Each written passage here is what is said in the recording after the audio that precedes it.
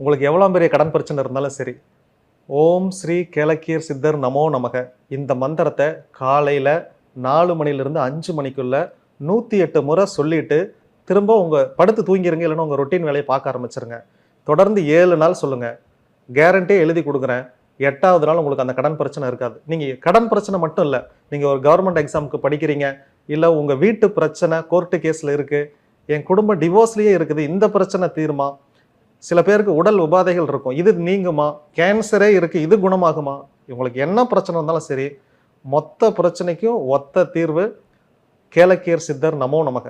இதை பிரயோகப்படுத்திட்டு இந்த வீடியோவுக்கு கீழே நீங்கள் கமெண்ட் பண்ணுங்கள். உண்மையாலுமே நான் ரெஸ்பான்ஸ் 100% நான் கேரண்டி.